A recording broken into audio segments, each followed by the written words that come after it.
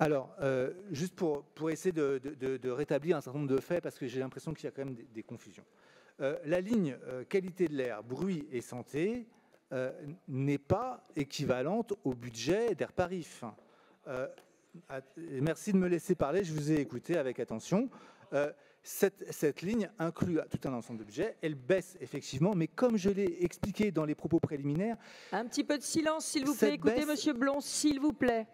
Cette baisse est pour l'essentiel expliquée par le fait que les budgets qui étaient attribués à la lutte contre la pollution de l'air dans les enceintes souterraines, donc dans le métro et le RER, sont désormais affectés à Île-de-France Mobilité. Et encore une fois, c'est une bonne nouvelle. C'est une bonne nouvelle parce que ça veut dire que les 2 appels à projets que nous avons menés, toute l'action de soutien de l'innovation que nous menons depuis des années mène à des résultats concrets et ils portent leurs fruits. Il y a des technologies aujourd'hui dont Île-de-France Mobilité peut s'emparer et qu'elle peut déployer à la plus grande échelle possible, en particulier pour celles et ceux qui le savent, les dispositifs qui luttent contre les émissions des systèmes de freinage.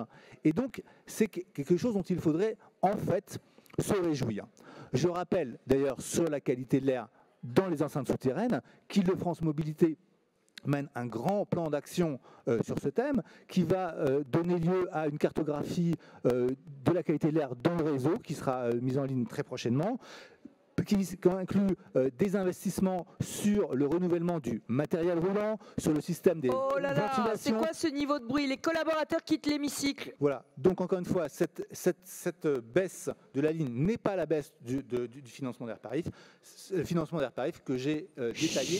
Et encore une fois, je le répète, l'enjeu aujourd'hui de la lutte contre la qualité de l'air, qui est un combat essentiel de la région et pour laquelle la région est engagé de manière très forte, il est d'améliorer la situation, de trouver des solutions concrètes et pratiques pour poursuivre une amélioration qui a déjà eu lieu. Je vous rappelle, contrairement à ce qui a été dit dans la salle, que la qualité de l'air s'améliore. Elle s'améliore de manière régulière. En 10 ans, on a diminué de 30 à 40% les concentrations de polluants selon les mesures d'Airparif, justement.